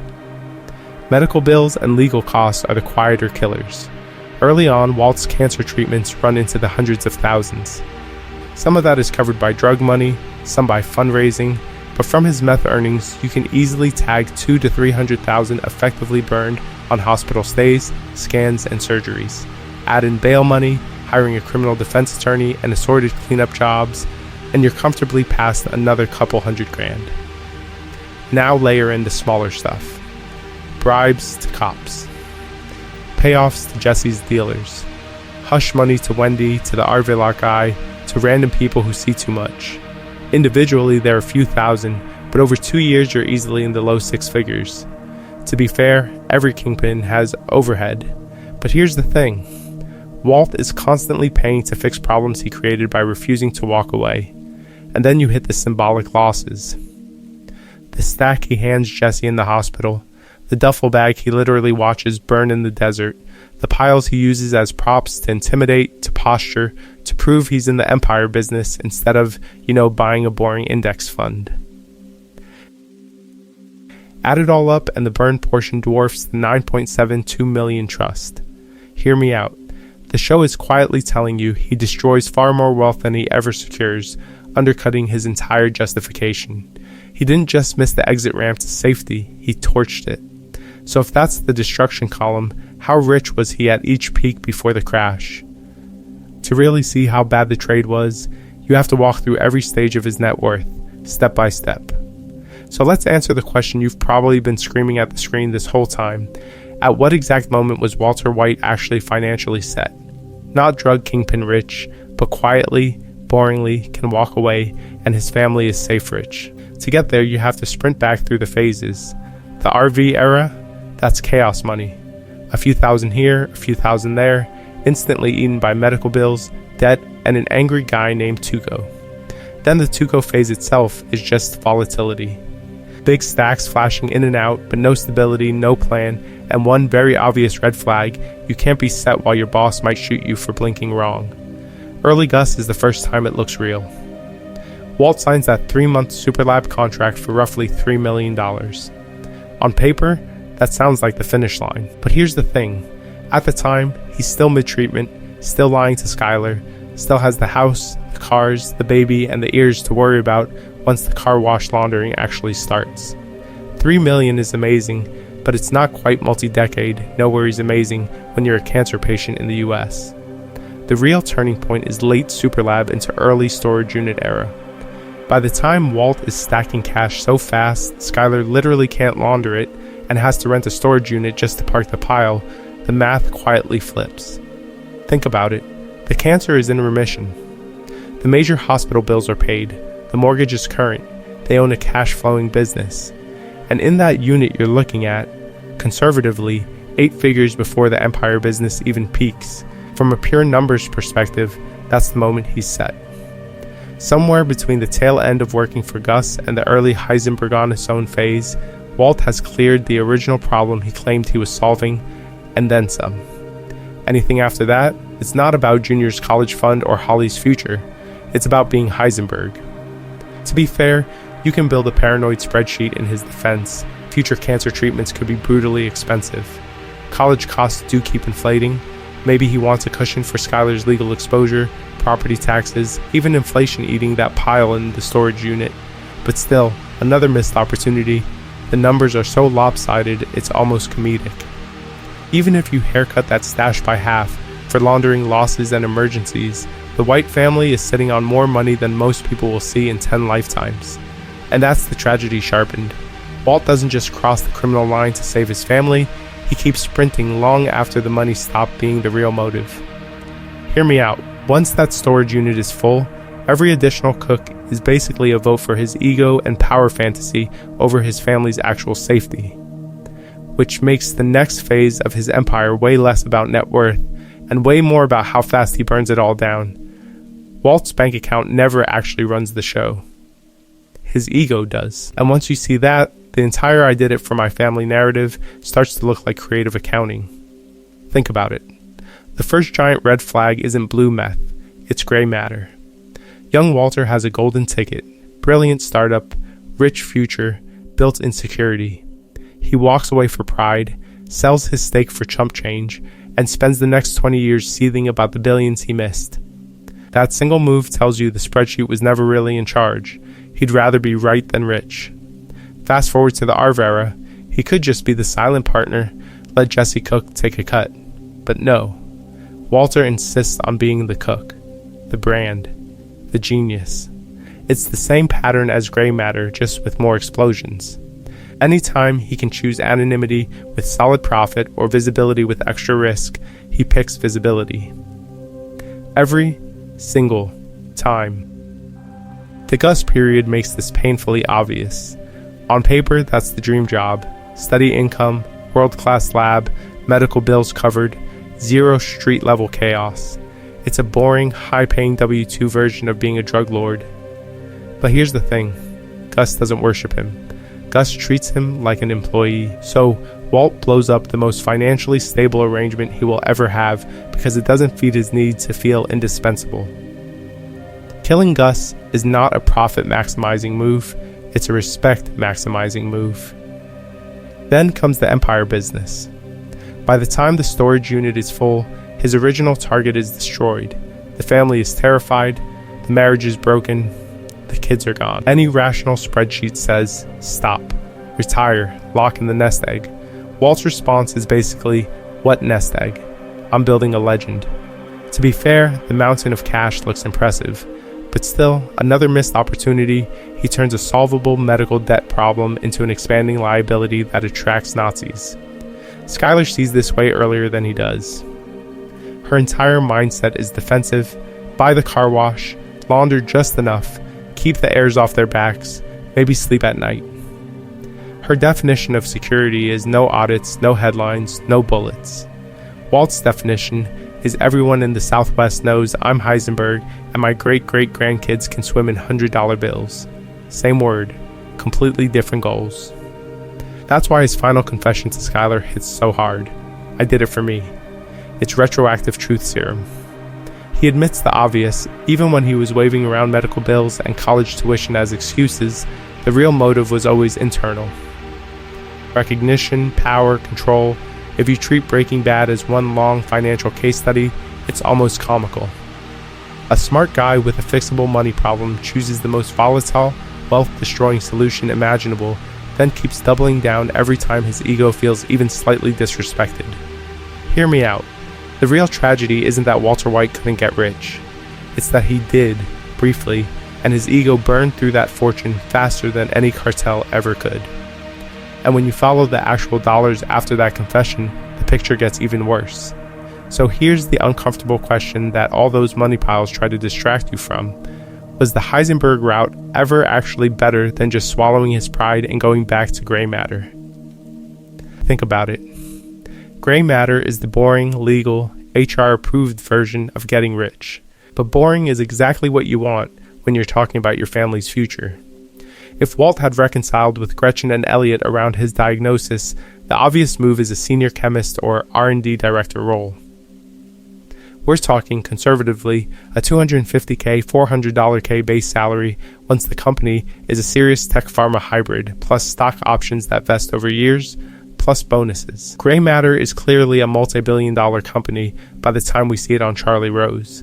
If Walt owns even 1% from his early days, diluted down over rounds, that's still tens of millions on paper. And if he doesn't, a late career grant of say 0.1, 0.25% as a returning co-founder figure is not crazy at all. You ride the IPO, you ride the growth, you sit in climate control instead of an RV that smells like death and brake fluid. Run a conservative line. Gray Matter hits, say, a $5 billion valuation by the time Walt dies. At 0.2% fully vested, that's $10 million in stock, plus a decade of high salary and bonuses he doesn't have to burn in barrels. Add retirement accounts, a fully paid off house in a better zip code, college funds actually invested instead of buried. You're easily looking at a personal net worth in the $12-20 million range by the time he's in his late 50s. All clean, all scalable, all boring. Now put that next to the Heisenberg path. On paper, the meth empire looks richer. At the peak, he's sitting on that famous storage unit pile, something like $80 million before Jack's crew takes their cut. He's pulling in $1.2-1.5 million per cook cycle under Gus. The raw numbers look insane. But here's the thing, none of it is real wealth if you can't safely use it. Every dollar is radioactive. You've got risk of death, prison, asset seizure, and oh yeah, your wife having a panic attack every time she hears the word audit. Saul's fees, laundering cuts, medical bills, robberies, burnings, the desert burial, the Nazi theft, the pile shrinks every time his ego twitches. By the finale, what actually survives? The $9.72 million trust he forces Gretchen and Elliot to deliver to Walt Jr. Maybe some residual value in the house if it isn't totally swallowed by asset forfeiture and liens. Be generous and call the total effective legacy 10 to 11 million. So if you're keeping score, the scary answer is this: the criminal genius path doesn't beat the nerdy reconciliation path. Not on a risk-adjusted basis, and not even on raw dollars. To be fair, Walt never runs those numbers, his pride does. But still, another missed opportunity. The humble conversation that probably makes his family richer than any blue meth ever could. And here's the real red flag for everything that comes next. If the supposedly mastermind move actually leaves his family poorer, what does that say about every other decision he's about to make with the money he has left? So when you picture Heisenberg money, what do you see? Not a bank statement, not a portfolio. You see that storage unit door rolling up and a literal mountain of cash just sitting there. The show trains you to think that way. The duffel bags, the crawl space stacks, the storage unit pile that looks like it broke the laws of physics. Every time you see Walt's money, it's framed to feel overwhelming and intoxicating. You're supposed to feel like, okay, now he's rich, this is it. But here's the thing, that entire visual language is lying to you. It's lying to Walt too. Think about it. None of that money is in a bank. None of it is in a legal trust for the kids, no index funds, no boring but effective 5% returns. It's static. It can't earn interest, it can't be insured, it can't even be safely counted. The longer it sits in that storage unit, the more inflation quietly eats it alive. Walt believes he's built a monument to security, when what he's actually built is a pile that's rotting in slow motion. The crawlspace scene is the first big clue. You see those stacks under the house, and it looks like a fortune. Skylar does the math, and suddenly it's not nearly enough for the I'm set for life fantasy Walt's been selling himself. Same thing with the storage unit. Skylar brings him there, and the camera just drinks in the scale of it. But listen to what she actually says. She has no idea how much it is, no way to move it, no legal on-ramp to reality. Skylar keeps asking practical questions. How do we pay taxes on this? How do we spend it without getting arrested? Saul does the same thing in his own sleazy way. He talks about nail salons, laser tag, bogus companies. He's basically waving a giant red flag that says utility, not just size. Walt ignores all of it. He doesn't want a smarter plan, he wants a bigger pile. By the time they're staring at that money mountain, he's not thinking in terms of years of college tuition or mortgage payments. He's thinking in terms of surface area. This is more than we can spend in 10 lifetimes. It's not a budget, it's a brag. To be fair, the spectacle would mess with almost anyone's head. But still. Another missed opportunity. This is the moment where a rational person would say, stop cooking, call a lawyer, build a structure. Walt just wants another cook. And that's the trick. The pile looks like success. It reads as victory on screen, but if you strip away the cinematic glow, it's actually a monument to inefficiency and wasted opportunity. A king's ransom that the king can't safely touch. So the real question isn't how tall did the stack get, it's how much of that ever turns into real, usable wealth. And when you start tracking what survives each partnership, each disaster, each ego trip, the answer gets a lot less impressive very fast. So before we follow Walt's shrinking pile any further, zoom out for a second. Put Heisenberg on a shelf next to the other TV and movie kingpins you know. Think about it. Tony Soprano, Stringer Bell and Avon, the cartel bosses in Narcos, even Gus Fring himself. Their operations aren't just about stacks of cash sitting in one place. They're about scale, structure, and where that money actually lives. Tony has garbage routes, construction companies, no show jobs, union control.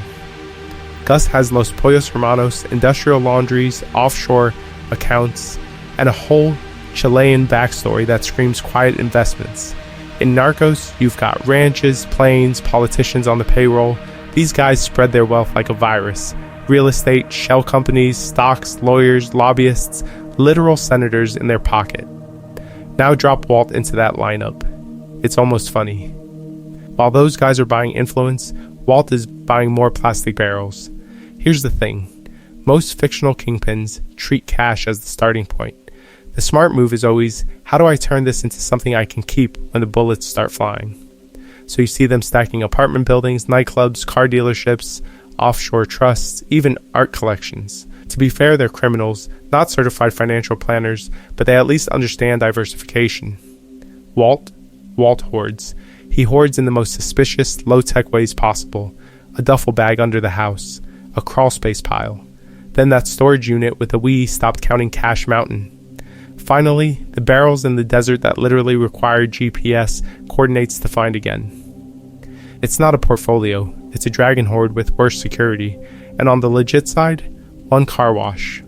That's it, no second business, no rental properties, no quiet investments for the kids, just a single, overworked money sponge and a very stressed Skylar trying to make the numbers look less insane. In the pantheon of fictional criminals, that makes Walt weirdly unsophisticated financially. He's a genius at chemistry. He's brilliant at reading people in a lab or a standoff. But when it comes to wealth, he's basically the guy who wins the lottery and keeps it all in a shoebox. Pattern interrupt for you.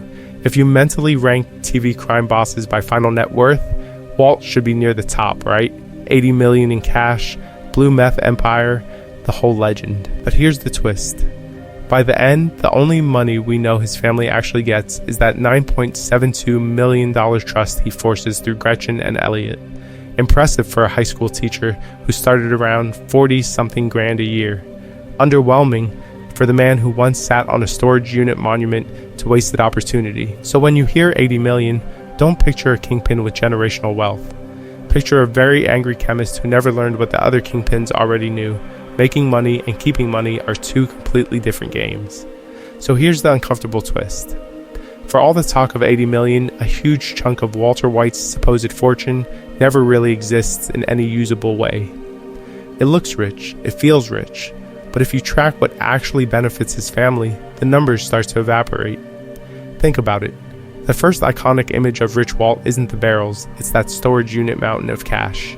Skylar rolls up the door and you gasp with her. It's absurd. It's cinematic. It's also basically a museum exhibit.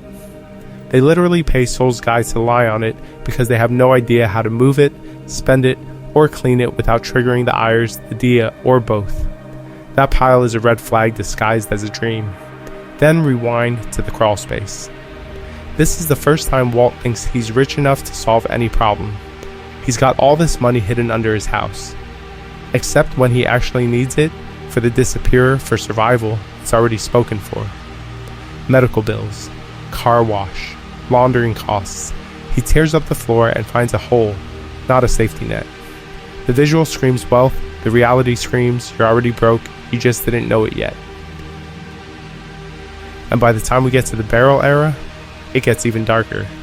Walt finally converts that abstract storage pile into something he can at least roll into the desert. Physical, tangible, buried wealth. But here's the thing. The moment Jack's crew shows up, most of it is gone in a single deal. He negotiates for one barrel out of many. That's his cut. The rest is stolen in front of him while he's face down in the dirt. On paper, Heisenberg had an empire. In practice, he's reduced to dragging one barrel like a very sad, very criminal game show contestant. This is the pattern the show keeps hiding in plain sight. It gives you the spectacle of gross criminal revenue, stacks, piles, barrels, while quietly sabotaging the idea of net usable wealth. At the time, you're thinking, wow, he's loaded. But if you ask, how much of this actually survives long enough to help Skylar, Walt Jr., or Holly? The answer is not much. To be fair, Walt feels rich. That's important. He sees numbers on a spreadsheet from Gus. He sees the storage unit. He sees the barrels. His ego reads those images as proof he's won. But still, another missed opportunity. He almost never translates that feeling into real, secure assets for his family. No legitimate investments, no diversified anything, just hoarding paper in increasingly suspicious locations. And the show wants you caught in that same illusion. It keeps making you gasp at the visuals while slipping in all these clues that the money is cursed, trapped. We're doomed to vanish. So hear me out. To really judge Walt's success, we have to strip away the spectacle and do what he never did, an honest balance sheet. Next, we're going stage by stage and putting real numbers on his net worth at every major point in the story, what he made, what he lost, and what actually survived. So let's zoom out and treat Walter White like a very unlucky stock chart. Stage by stage, how rich was he really? Think about it, the story looks like a rise to kingpin status, but the balance sheet looks more like a heart monitor. Stage 0, pre-cancer. High school chemistry teacher, part-time car wash, modest 3-bedroom house. You're talking maybe low 6 figures in total net worth on paper, almost all of it tied up in home equity and 2 aging cars. A small 401k, a little cash in the bank, some credit card debt, a mortgage that's still chewing away. So realistically, he's probably floating somewhere around plus $20,000 to maybe plus $60,000 if you're generous, with no obvious path to a big jump. Stage 1-2, the RV cook and to-go era. This is where the income looks dramatic, but the net worth barely budges. Early cooks bring in a few grand here, a few grand there, to-go scales it up, but here's the thing. Cancer treatment, hospital stays, and basic living costs eat almost all of it. The money is chaotic, unlaundered, and constantly spent or stashed in tiny piles. On paper, Walt is still effectively in the red or just scraping above zero. He's risking his life to end up what? Slightly less broke than before? Stage 3-4, Gus's super lab. This is the first time you can say, okay, Heisenberg is actually rich. Walt's pulling in 7 figures over those months. Low millions, not tens of millions. Enough that if he walked away, paid taxes somehow, and invested like a boring suburban dad, the Whites would be comfortably set. But the obvious red flag is that almost all of it is in cash, hidden in vents and crawl spaces. Unlaundered, unprotected, and totally dependent on him staying alive and out of prison. To be fair, it looks impressive. As an actual net worth you could use, it's fragile. Stage 5-6, Empire Business and the Storage Unit. This is the famous pile.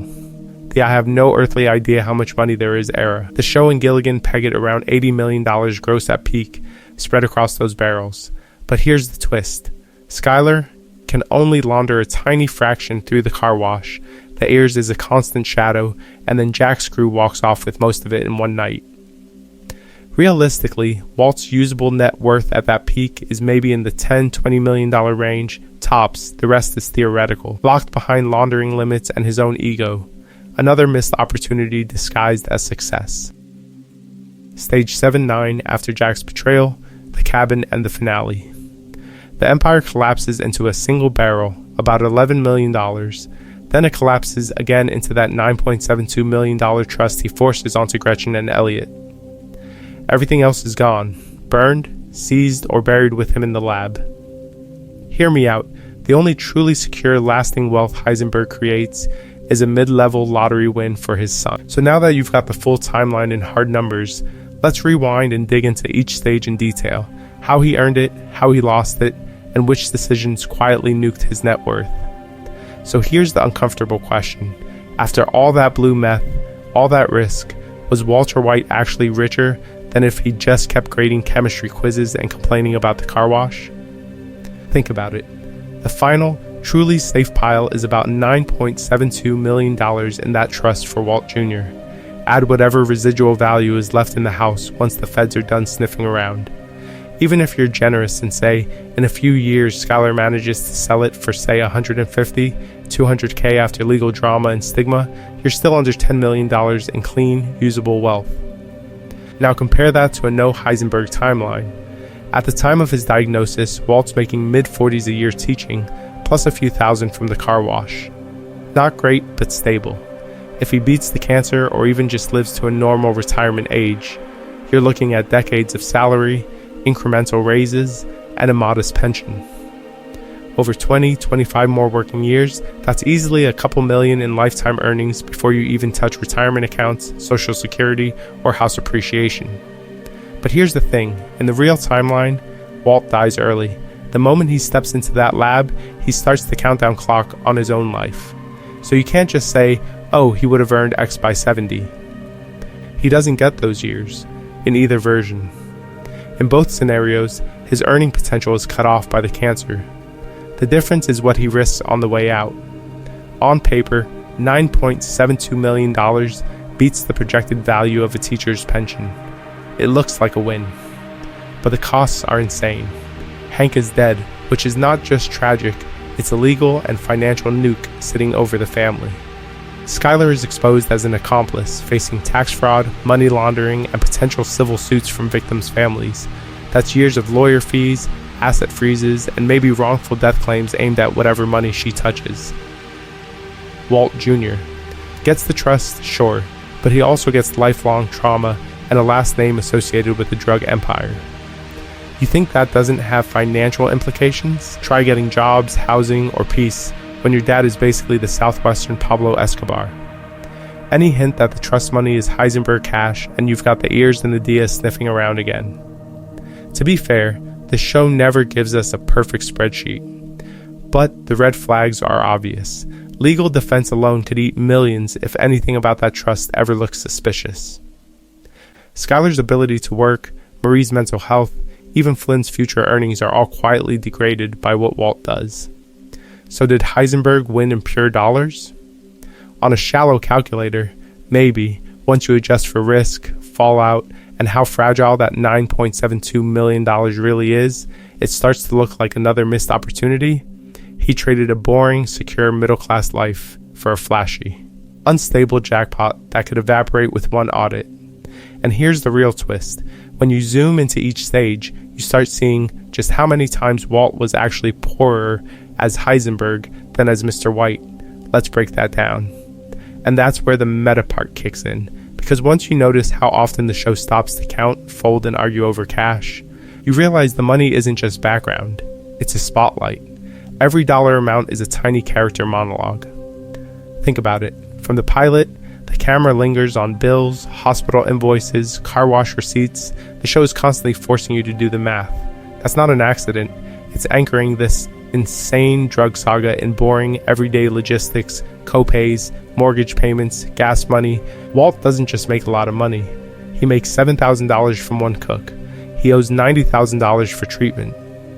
The specificity makes it feel real, but it also turns every financial choice into a moral choice you can actually track. Take gray matter. On paper, that's not even about cash in the present tense. It's about the money Walt didn't make. The writers barely show us the numbers, but the clues are obvious. A multi-billion-dollar company, a buyout that was probably 5 figures, and a man who cannot stop rerunning that deal in his head. That missing fortune defines him more than the $80 million pile ever does. Here's the thing. His refusal to take Gretchen and Elliot's help is a financial decision, sure, but it's really a pride play. He'd rather cook meth than accept what feels like charity from the people who stole his legacy. Then you watch that same pride mutate with Gus.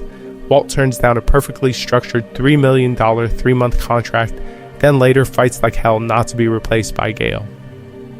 The math is fine. The ego is not. His negotiations with Gus aren't about maximizing profit, they're about refusing to be an employee. That stubbornness is written in dollar signs. By the Empire phase, the numbers finally go crazy, but his behavior gives him away. He's literally sitting on tens of millions he can't launder, and he's still out there expanding territory. That's not a man working for college funds. That's greed. That's the guy who tells Skylar, "I'm in the Empire business," while she quietly points at a storage unit full of useless cash. You see it in the small stuff too.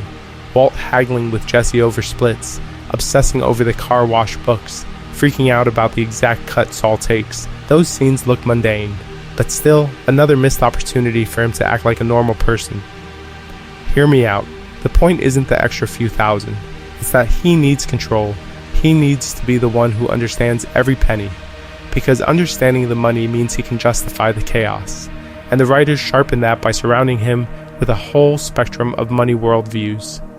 Skylar is hyper-cautious, turning laundering into spreadsheets and fake gambling stories.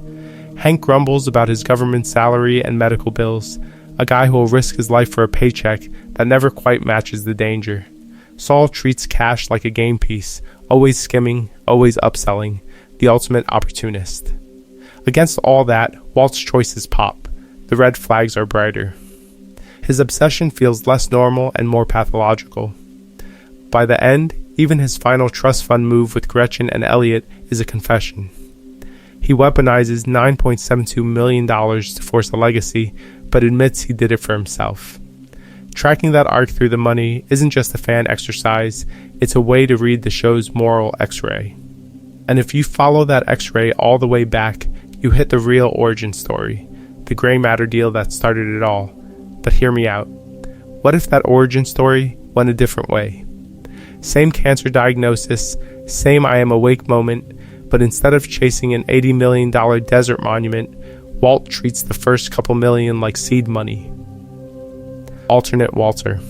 Same brain, different game. Imagine he hits, say, $2 million by the early Gus era. At that point, a rational Heisenberg looks at the numbers and goes, okay, I'm done being the product, now I become the owner. He keeps cooking just enough to build a war chest, but the focus shifts, laundering, investing, and slowly stepping away from the lab instead of doubling down on every red flag. Think about it. He already has one front with a car wash. In a smarter timeline, that's just the start. You spin up 2 or 3 boring low-margin businesses that no one looks at twice, a strip mall nail salon, a small vending machine route, maybe a crappy self-storage facility off I-40. Nothing flashy, just places where cash can quietly appear as walk-in revenue. Then real estate. To be fair, Walt is a chemistry teacher, not a landlord, but he's also the guy who built a perfect methylamine heist in his head. He could absolutely run the math on a few duplexes or a 4-unit building in a rough but improving neighborhood. Put 30-40% down in laundered cash, finance the rest, let tenants and time do the work.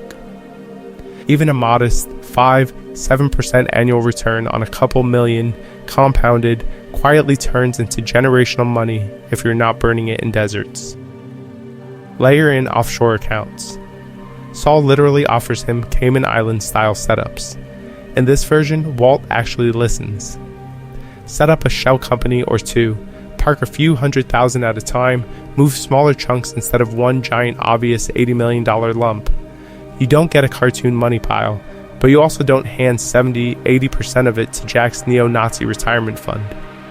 By mid-series, alternate Walt has maybe $5-10 million cleaned, or in the process, a small portfolio of rentals, a couple fronts, and a believable tax footprint.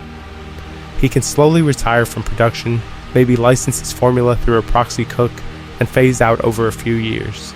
In that world, even if law enforcement brushes close, he probably preserves half his wealth. We're talking $10-20 million that actually survives versus the $9.72 million trust fund hack we end up with.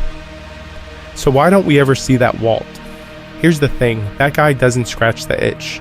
The show makes it obvious that he's not just chasing security, he's chasing significance. He wants to be the best in the world at something, and cooking is the only arena where he feels like a god. A diversified portfolio doesn't give you the same rush as walking into a lab and knowing your product is 99.1% pure. He gets addicted to risk. The bigger the stack, the bigger the bet. Every time he could cash out, he reinvests in chaos. That's the real financial tragedy. So much of Walt's losses are self-inflicted, not just from enemies, but from his refusal to accept enough. And once you see that, you can't unsee it when you go back through each stage of his net worth. Because the pattern starts way earlier than the storage unit, so when you zoom out, the pattern isn't just dramatic, it's math. Cold, boring, unforgiving math that cuts straight through the Heisenberg myth. Let's anchor the numbers. Pre-cancer, Walt is basically a stretched thin middle-class dad, around 40-something grand a year from teaching, a little extra from the car wash, a modest house with some equity, and medical debt already creeping in before the real storm. Comfortable on the surface, but one big bill away from disaster. That's the baseline he claims he's trying to protect. Then the Blue Empire starts. Early cooks? They're barely a blip. A few thousand here, 15 grand there with Tuco. It feels huge to Walt at the time, but think about it, those amounts vanish instantly into scans, chemo, late mortgage payments, and Saul's cut. The first stage of his criminal fortune is just plugging holes in a sinking boat. Under Gus, the numbers finally go crazy. Now we're talking 7-figure potential. A 3-month contract worth around $3 million to Walt alone, Cook cycles paying out over $1 million at a time. On paper, this is where he actually becomes rich. But here's the thing, every dollar is radioactive. It's drug cash that has to be hidden, laundered, or literally buried. He can't just write a check to Walt Jr.'s college fund. By the time we hit the storage unit, we get the iconic visual, the supposed $80 million mountain. The scene that made everyone say, okay, he did it, he won. Except he didn't. Most of that pile is never used for anything meaningful. He hands the bulk of it to Jack's crew in one desperate deal. Another chunk gets seized, stolen, or burned through in the chaos he created. The $80 million number is almost a special effect. Impressive to look at, useless in practice. What actually survives him? Not the barrels, not the car wash, not some offshore account. The only clean, protected money we can count is the $9.72 million he forces Gretchen and Elliot to funnel to Walt Jr. as a trust. That's it. After all the bodies, all the explosions, all the I am the one who knocks, his real functional net worth to his family is under $10 million. To be fair, that's still a lot of money for a high school teacher, but compared to the theoretical peak, it's a fraction, a rounding error next to that desert pile. And that's the point. The financial arc mirrors the moral arc.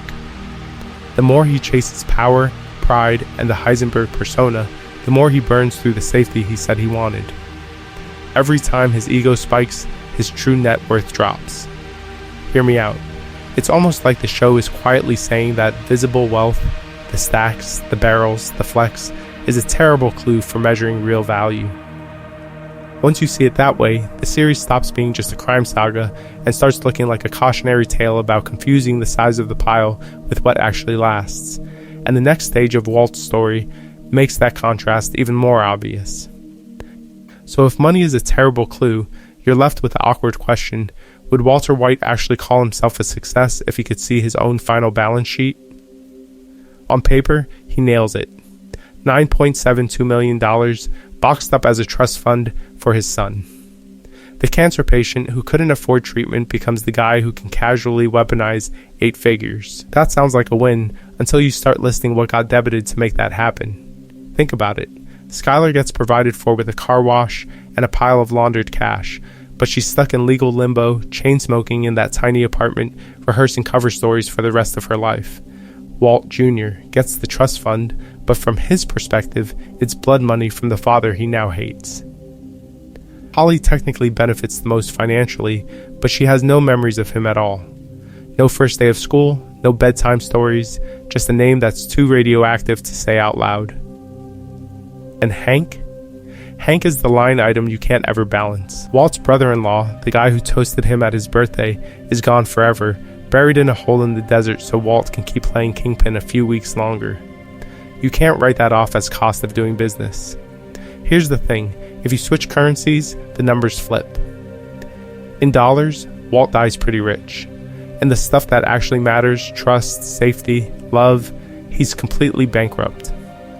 Zeroed out. He spends the last year of his life exiled in a cabin, paying a stranger to play cards with him, because nobody who actually loves him wants to be in the same room. To be fair, the show does give him a dark, ironic victory lap. He does outsmart his enemies. He walks back into Albuquerque, takes out Jack's crew, rescues Jesse, and pulls off the Gretchen and Elliot trust fund gambit.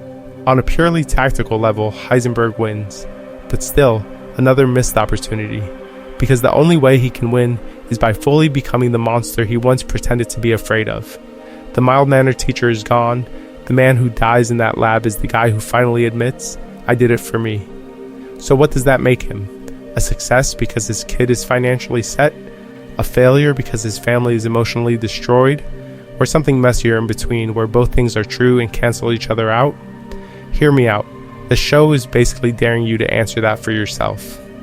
Is there any number, 1 million, 80 million, 9.72, where you'd say, yeah, that trade was worth it? Or, once you factor in every broken relationship and every body in the ground, does the whole Heisenberg empire start to look like the worst investment in TV history? Keep that question in mind, because as we line up Walt's net worth at every single stage, you're going to see just how early the moral account goes into the red compared to the cash. And once you see that moral account going into the red way before the money piles up, it's hard to unsee it. So here's your challenge, rewatch Breaking Bad, but this time, bring a calculator. Not as a joke, as a tool. Think about it, the storage unit visit with Skylar isn't just the whoa, that's a lot of cash moment, it's a balance sheet. Pause on that mountain of money and actually ask, okay, if Walt says about 80 million, how much is that per cook after Saul's cut, after laundering, after medical bills? The crawlspace scene? Don't just feel the panic, count it. How much did they think they had? How much is missing? And what does that say about how fast Walt burns through his so-called legacy? Go back to the Gus contract talks. The 3-month, $3 million offer sounds amazing at the time, but here's the thing. Start subtracting. Lab costs, lawyer fees, Jesse's share, all the hidden expenses we've just broken down. Suddenly, that I'm doing it for my family speech starts to look a lot thinner. I want you to treat every episode like a forensic audit. Anytime someone mentions a dollar amount, a bill, a cut, a shipment, stop and log it. How much did Walt really clear from the RV era? How much did he actually walk away with from Gus versus what he bragged about? And when he builds his solo empire with the Vamonos Pest crew, is he getting richer or just running faster on the same financial treadmill? And if you think some of these estimates are off, good, challenge them. Drop your own calculations in the comments, your version of the Tuco deal totals, your best guess at the exact storage unit figure, your breakdown of how much the Ryson endgame actually leaves for the family. If we miss the clue or suspicious expense, call it out. To be fair, the show hides a lot in throwaway lines, so crowdsourcing the math is half the fun. While you're at it, start thinking about other angles. Hear me out. Jesse's net worth across the series, from that first pathetic bag of cash to the blood money he can't even spend. Saul's total cut over the years, skimming off every crime in Albuquerque like the world's sleaziest index fund. Or a full breakdown of Skylar's laundering strategy and how much she actually saves versus how much she risks. If you want those deep dives, say so. So subscribe, hit the bell, and stick around if you want more of this kind of forensic accounting for TV's greatest anti-heroes.